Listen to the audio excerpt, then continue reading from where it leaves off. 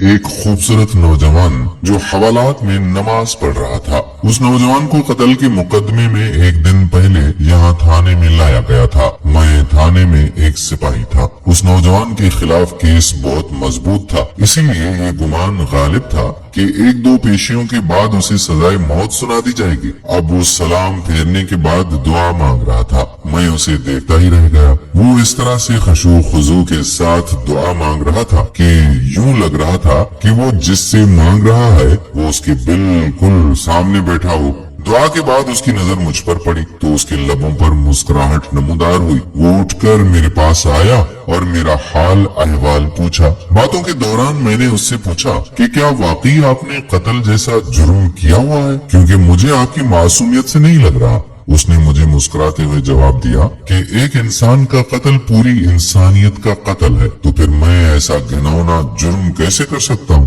میں نے پوچھا تو پھر یہاں کیسے؟ اس نے کہا کہ جب اللہ پاک اس دنیا میں کسی کو اختیارات دیتا ہے نا، تو اکثر لوگ بھول جاتے ہیں کہ یہ اختیارات اللہ کی طرف سے امانت ہیں۔ وہ ان سب کو اپنا کمال اور اپنا حق سمجھ بیٹھتے ہیں۔ میرے ساتھ بھی کچھ ایسا ہی ہوا۔ ہمارے علاقے کے ایک مشہور ڈاکو نے کسی کا قتل کر دیا۔ اتفاق یہ ہوا کہ میں وہاں سے چند قدم ہی دور تھا۔ اس نے الزام مجھ پر لگا دیا۔ جھوٹے گواہ بھی تیار کر لیے گئے اور میں یہاں پہنچ گیا۔ میں نے کہا کہ تمہیں ڈر نہیں لگتا کہ ہو سکتا ہے کچھ دنوں میں تمہیں سزائے موت سنا دی جائے؟ اس نے کہا کہ انشاءاللہ مجھے کچھ بھی نہیں ہوگا۔ میں نے اس کے آگے اپنی عرضی رکھ دی ہے، جس کے سامنے بڑے بڑے بادشاہوں کی بھی کوئی حیثیت ہی نہیں ہے۔ میں نے پھر سوالیہ نظروں سے اسے دیکھا۔ کہنے لگا کہ میں اپنے اللہ کی بات کر رہا ہوں، اسے میری بے گناہی کا علم ہے اور وہ مجھے کچھ نہیں ہونے دے گا۔ اس کے لہجے میں یقین ہی یقین تھا۔ میں بس اس کے چہرے کو تکتا تھا۔ اس سے پہلے اللہ پر اتنا یقین شاید ہی کسی میں نے دیکھا ہو۔ پھر جب اسے عدالت میں پیش کیا جانا تھا، اس سے ایک دن پہلے ہی عجیب واقعہ پیش آیا۔ وہ شخص جس نے خود قتل کر کے الزام اس لڑکے پر لگا دیا تھا، وہ اپنی بیوی اور اپنے اکلوتے بچے کے ساتھ ایک گاڑی میں کہیں جا رہا تھا کہ اسے ایک خوفناک حادثہ پیش آ گیا، جس کے نتیجے میں اس کی بیوی اور اس کا بچہ تو موقع پر ہی جاں بحق ہو گئے،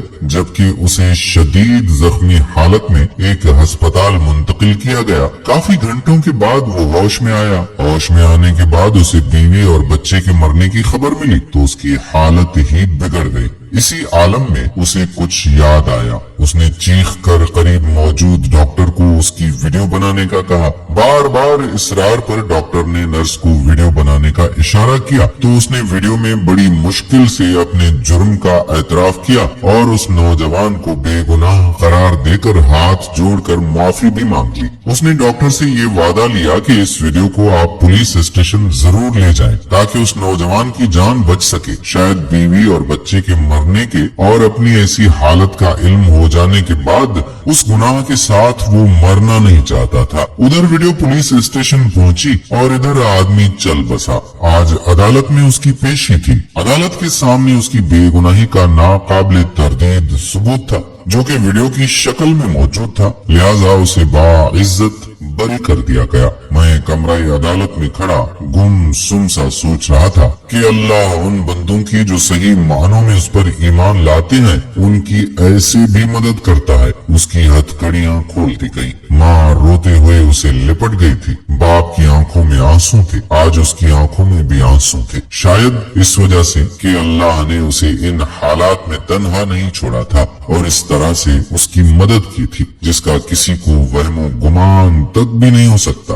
اور مجھے یاد ہے مجھ سے ملنے کے بعد جب وہ جانے لگا تھا تو میں نے اس سے کہا کہ وہ کوئی ایسی بات بتا کر جائے جسے میں ہمیشہ کے لیے یاد رکھوں۔ اس نے کہا اللہ سے بڑھ کر کوئی ہمدرد اور کوئی بھی دوست نہیں۔ جب بھی کوئی مشکل پیش آ جائے تو اسی سے مانگیں اور پھر یقین بھی رکھ لیں کہ وہ قبول کرے گا، اور وہ محض کسی سوچ یا کسی تصور کا نام تو ہے نہیں بلکہ وہ تو ایک زندہ حقیقت ہے۔ وہ اب واپس جا رہا تھا اور مجھے یوں محسوس ہو رہا تھا جیسے میں آج ہی مسلمان ہوا ہوں۔ دوستو، ہم امید کرتے ہیں کہ ہماری آج کی ویڈیو آپ کو ضرور پسند آئی ہوگی اور اپنے دوستوں احباب کے ساتھ اسے شیئر بھی کریں گے، کمنٹس بھی کریں گے اور اس ویڈیو کو لائک بھی کریں گے۔ آنے والی ویڈیو تک اپنے میزبان قادر بخش کلہوڑوں کو اجازت دیجیے۔ اللہ حافظ۔